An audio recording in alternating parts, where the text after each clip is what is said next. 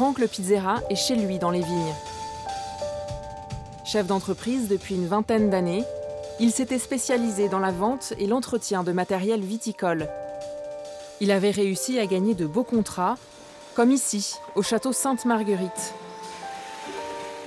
C'est l'un des plus gros producteurs de rosé du Var. Tu vois Franck, regarde, là tu vois maintenant, tu l'avais vu en cours de construction. Donc là on a une cathédrale de cuves. Ça donne la chair de poudre. Donc là 11 000 hectos. On peut stocker ici, comme prévu, 1 500 000 bouteilles. Là on a monté les systèmes là-haut. Franck a vendu et installé ses 60 cuves à l'été 2019. Il a fallu aligner tout ça, mais C'est dans ces machines qu'on fabrique le vin. Tout coule pile poil dans le caniveau. Un contrat de près de 800 000 €. Son plus gros chantier, mais aussi son dernier. Ça a été beaucoup de travail, beaucoup de sueur, difficile, mais bon, comme on aime les faire. Après, oui, c'est surtout beaucoup de souvenirs qui remontent. Énormément. Il fallait voir comment c'était au départ et comment c'est aujourd'hui. On est arrivé ici, c'était vide. Tout ce que vous voyez, il n'y avait rien. Difficile pour Franck de revenir sur ce qui est désormais sa vie d'avant. L'épidémie de Covid a tout bouleversé. Pendant le confinement, les commandes de vin ont dégringolé et les vignerons ont cessé d'investir. Franck n'a plus de contrat, il a dû fermer son entreprise et l'annoncer à ses anciens clients. Franck, ça va? Et bonjour. Ça va? Je fais un peu le tour de tous les clients vignerons avec qui on s'entend bien, quoi. Donc, il faut venir qu'on n'est plus en activité. Depuis lundi, on n'a plus le droit de fonctionner. Puis prendre un peu de vos nouvelles, parce que j'ai fait un peu le tour de 2 ou 3, là. Pas évident. On est allé s'occuper des vignes, on a travaillé pour préparer la prochaine récolte, parce que la nature n'attend pas, et après, on n'a pas facturé 80% de ce qu'on aurait dû 80%. sur... Eh oui, entre mi-mars et mi-mai. Ici, Franck assurait l'entretien et la réparation de leurs machines depuis 2015. Aujourd'hui, tout est fini. Ça, c'est un pressoir. Voilà. C'est ce qui sert à presser le vin. Vous êtes nostalgique quand vous voyez ça quand vous dites, Ah ouais, beaucoup. Qu'est-ce que... Ça manque. Ça manque énormément. Ça manque énormément. Le matériel, les projets, les relations avec les vignerons, ouais, ça manque, oui. Donc après, on est content de les voir. On est content de voir que finalement, ils sont bon an, mal an. Et même si ça va être une année compliquée et serrée, ils vont arriver à passer le cap, et je leur espère. Tout est allé très vite pour Franck. C'était un chef d'entreprise hyper actif. Il gagnait 3 500 € par mois. Aujourd'hui, il se retrouve sans emploi et criblé de dettes.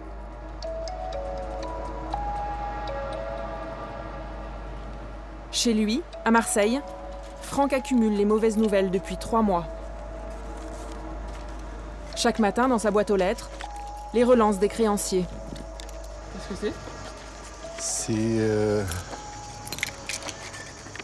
C'est une saisine du pôle de recouvrement pour la société Rodina France. Je ne sais pas exactement, je pense que ça doit être trésor public. Banque, fournisseurs, impôts, la pression est constante. Il a 100 000 € de dettes.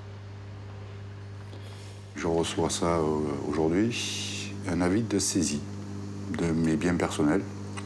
Il a été procédé ce jour par monsieur le commissaire de police, que je n'ai pas vu, à la saisie de vos biens. L'acte a été déposé à l'étude. Interdiction est faite de déplacer les biens saisis sous peine de poursuite pénale. C'est une angoisse le matin d'aller chercher son courrier ? Ouais, il y a des jours, pour être honnête, j'y vais pas. J'y vais pas.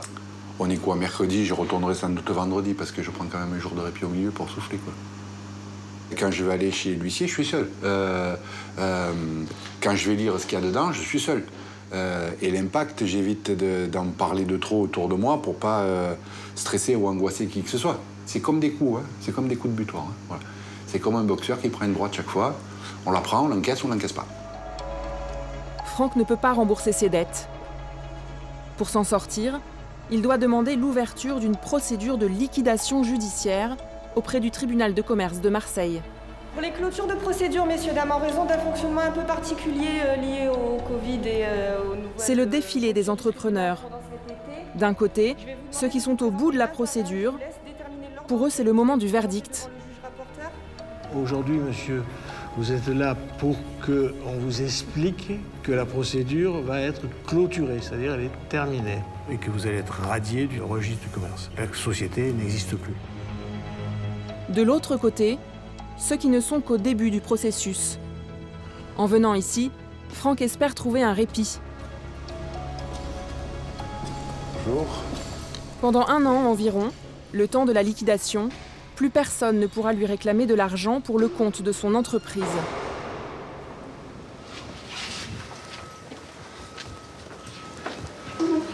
Bonjour. Bonjour monsieur. On garde le masque. Je pense que la distanciation étant respectée, vous pouvez l'enlever si vous le souhaitez, mais vous pouvez le conserver. Face à lui, la juge et la greffière vont étudier son dossier et l'interroger sur les causes de sa faillite. Très bien, monsieur. Je sais pas, vous connaissez un peu la profession?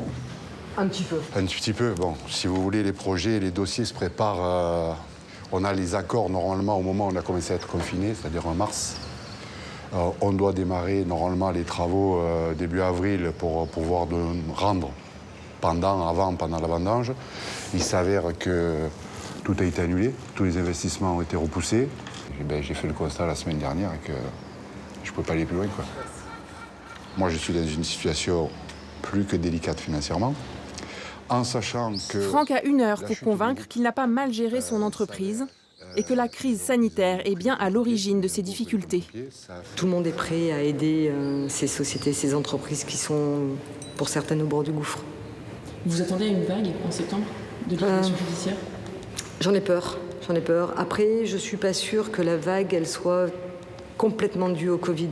Je pense que toutes les entreprises qui ont été plutôt un peu tangentes, un peu vraiment borderline, ça a été le coup de grâce. Après, aujourd'hui, on n'a pas de visibilité.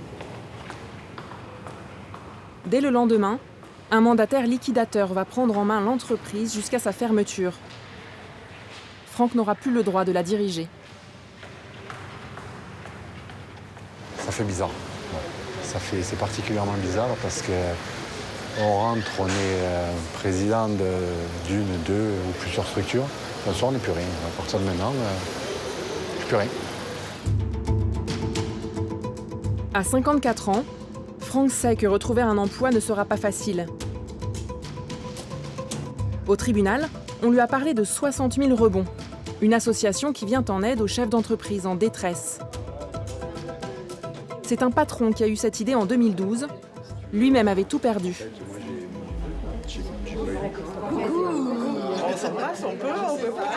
Anne Castrien est la déléguée régionale de l'antenne PACA. Avec son équipe, elle apporte aux entrepreneurs un soutien psychologique et un accompagnement professionnel pour leur permettre de rebondir. Ils se réunissent 1 fois par mois. Ici, Franck peut échanger avec des personnes qui traversent la même épreuve, le traumatisme de la liquidation. C'est le seul endroit où on a de l'écoute. C'est le seul endroit où on peut discuter et avoir et mettre tous nos problèmes sur la table sans être jugé. On arrive à 45. Première étape, échanger pour partager les expériences et parler, tout simplement.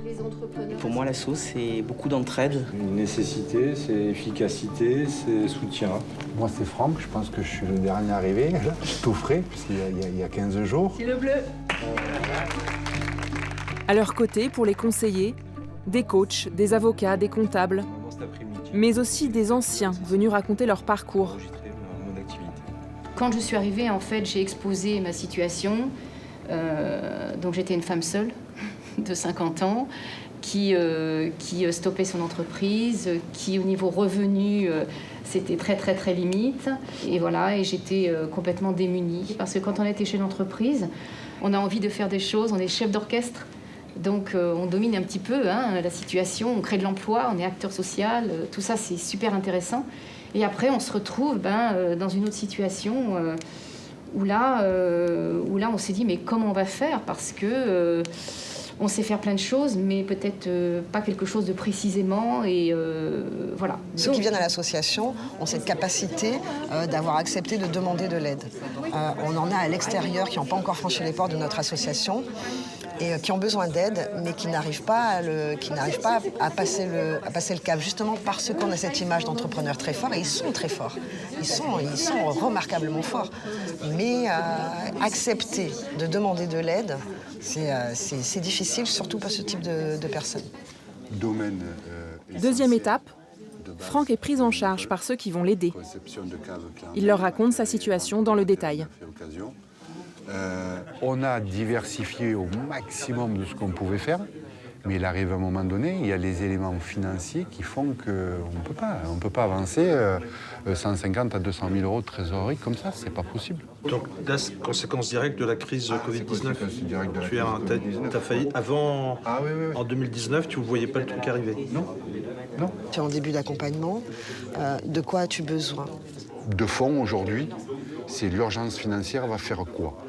Je suis resté 5 mois sans salaire et ils m'ont collé une interdiction de carte bleue pour usage abusif. Quand tu restes 5 mois sans salaire, je suis désolé, mais... Donc tu n'as plus moyen de paiement actuellement? Non.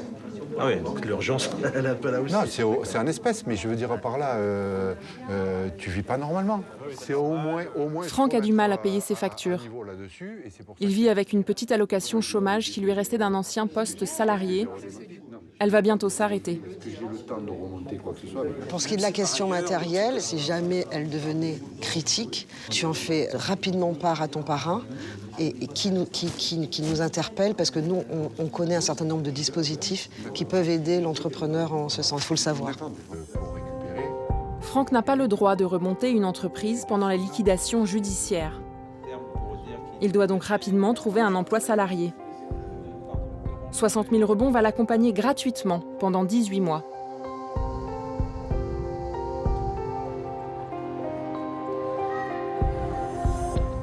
Franck avait mis tout son temps, toute son énergie dans ses entreprises. Ces derniers mois l'ont épuisé. Séparé, père de 2 grands enfants, il traverse seul cette épreuve. Après les séances de groupe, Anne lui propose un rendez-vous en tête-à-tête. Elle le trouve fragile et ne veut pas qu'il décroche. Ça va, écoute. Un entrepreneur sur 2 quitte l'association en cours de route. Ça va Je te sens un peu fatigué là. Je te sens un peu fatigué. C'est pas que je suis un peu fatigué, c'est que j'ai les contre-coups du burn-out. Encore. Donc j'arrête pas de perdre du poids encore. Oui, je vois ça. Ouais. Donc, non, mais je suis suivi médicalement. Donc j'ai fait tout ce qui était cardiaque, il n'y a rien. Tout ce qui est sanguin, il n'y a rien. Okay. Voilà, non, je crois que c'est le contre-coup de tout l'hiver. Tu vas partir un peu? Non. Non, je ne pars pas. Financièrement, je ne peux pas. Deuxièmement, je veux terminer le CV. Il arrive assez souvent que les entrepreneurs perdent leur maison, perdent leur véhicule, ils perdent tout. Et ils se retrouvent à la rue. À la rue? Ah oui, on a eu des cas d'entrepreneurs qui se retrouvaient dans une caravane, prêtés par un ami, avec leurs enfants. Ils se sentent tellement isolés qu'ils commencent à sombrer. On a des épisodes dépressifs plus ou moins sévères. Et puis, on peut avoir le geste fatal qui est arrivé à certains entrepreneurs. L'association se mobilise partout en France, car ils sont des centaines comme Franck. Et pour beaucoup d'entre eux, liquider, c'est aussi licencier des salariés. À côté de Cholet, cette entreprise de fabrication de chaussures employait 35 personnes en France et 200 au Maroc. Avec la crise sanitaire, Ronan Legrand, le patron, a tout perdu. Le groupe est en liquidation judiciaire depuis fin avril. Jackie, t'es par là? Ouais, oh non, je suis là. Pour éponger les dettes, tout le stock de chaussures vient d'être vendu aux enchères. Chaque paire a prix cassé. Au niveau de la vente, ça s'est très bien passé. Il y a une société qui a acheté l'intégralité des stocks à 13 € TTC. Ah bah c'est super. Alors même le liquidateur était content, moi aussi je suis content parce que je pensais que il faut trouver de l'argent pour payer les créanciers et financer les licenciements. Donc ça va être mis en carton aussi je ne sais pas comment ils vont faire, donc après ils vont s'arranger. Ronan et son bras droit Jackie Bondu ne pensaient pas en arriver là. Fin mars, en l'espace d'une journée, tout a basculé. Donc là, Une chaîne de magasins russes annule sa commande en raison de la crise sanitaire. Tout ce que tu avais là, et puis là. D'accord. D'accord, il y a ça, et puis après... là. Ronan se retrouve avec des milliers de chaussures en stock. Voilà, la commande russe. Pour une valeur de 700 000 €. Une catastrophe. On a eu un mail qui était un mail générique envoyé en fait à l'intégralité de leurs fournisseurs, français et étrangers, annonçant qu'ils étaient dans l'incapacité de respecter leurs commandes. Donc ils annulaient leurs commandes. Pour deux raisons. Un, la fermeture de leur magasin, et deux aussi, une forte baisse du rouble qui avait perdu 30% de sa valeur. On a appris fin mars qu'on ne serait pas payé de cette commande, et le 27 avril, on était liquidé. Du jour au lendemain, la liquidation a signé la fin d'activité de l'entreprise, mais aussi la fin des contrats pour les 35 salariés. Seul Dominique Rabi, responsable financière, est resté en poste pour les besoins de la procédure.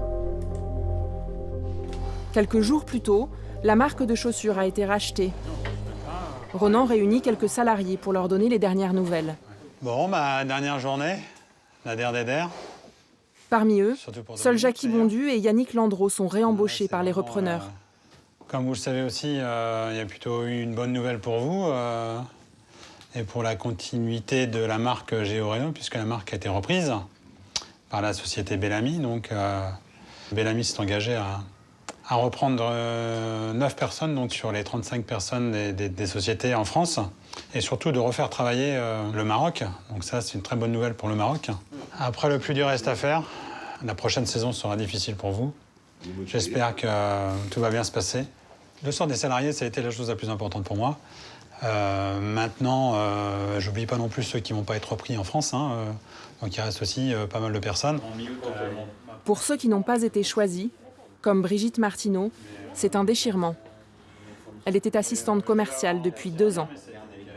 L'ambiance était très bonne.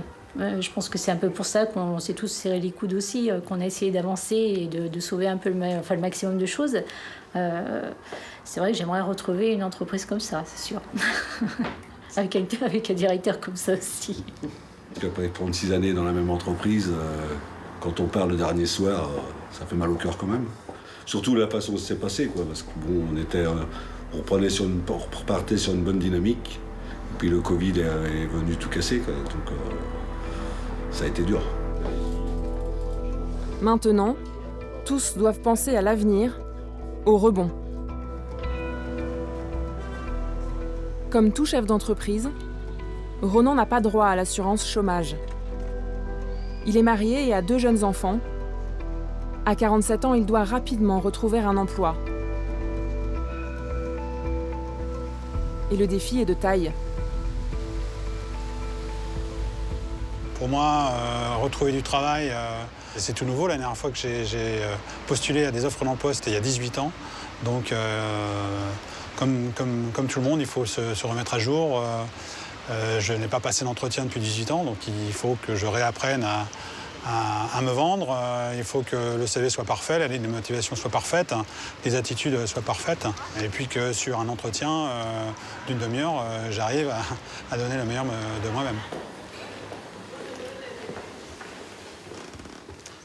Bonjour. Il a lui aussi fait appel à 60 000 rebonds. Ça va bien ? C'est la 2e fois qu'il rencontre sa marraine et une experte en relations humaines.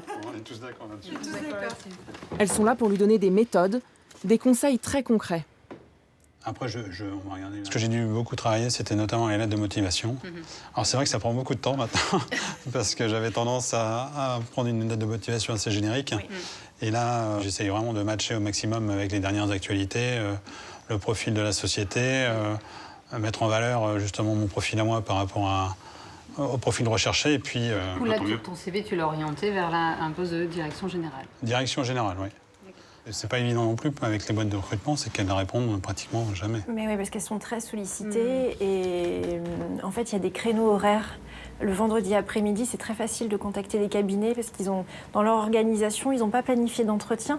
Donc c'est plus facile à partir de 14h de passer un coup de fil et dire voilà, j'ai envoyé ma candidature telle date, est-ce que vous l'avez bien reçue, qu'est-ce que vous en avez pensé, rapidement, est-ce qu'on peut se rencontrer? Le vendredi, ouais, et une semaine après. 3 jours après. 3 jours après. Ouais, c'est frais encore dans la tête du recruteur, il se souvient du CV et il dit ah tiens, je l'ai reçu, il m'appelle, donc c'est très positif. Okay. Lorsqu'on a été chef d'entreprise, on est un petit peu mis dans une case à part. Il faut pouvoir un petit peu s'extraire de son passé, pouvoir bien connaître le marché du travail pour pouvoir se vendre et puis montrer que c'est pas parce qu'on a été entrepreneur qu'on ne peut pas redevenir salarié dans une entreprise à un poste de direction ou à un autre poste d'ailleurs.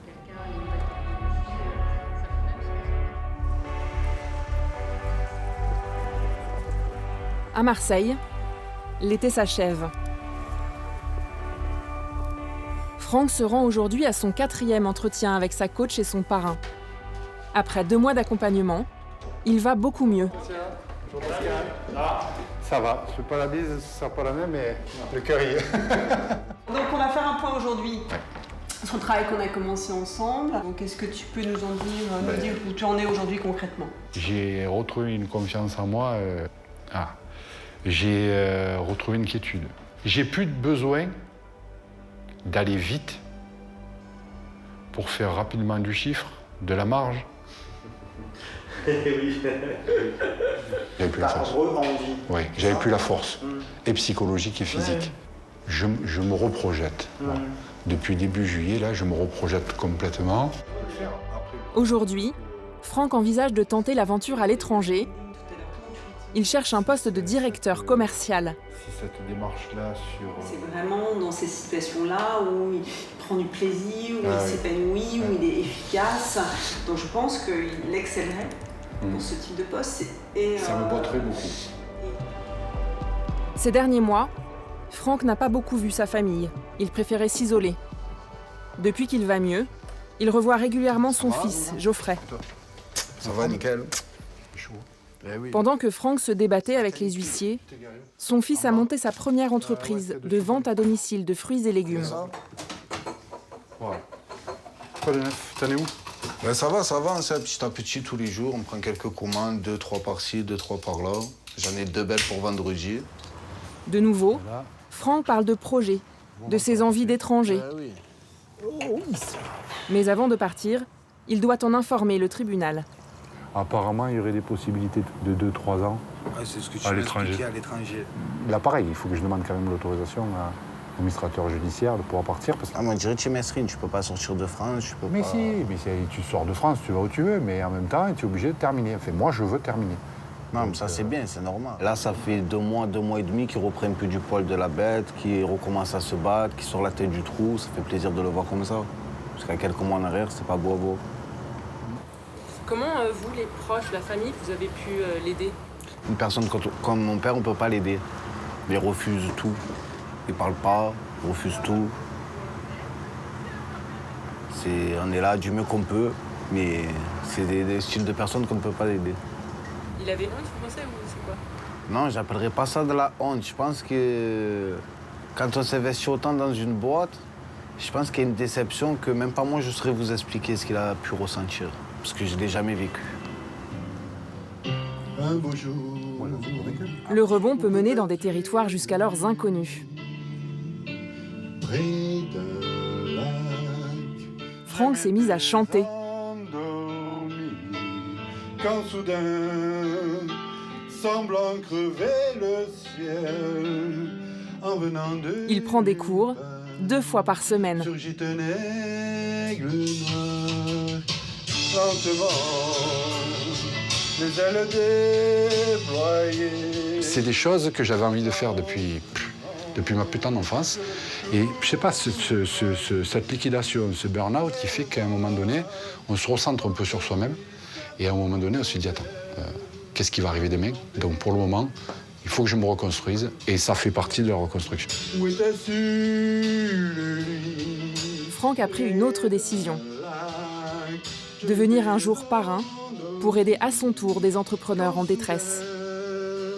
Semblant crever le ciel, rêve dans le nulle part, surgit un aigle noir.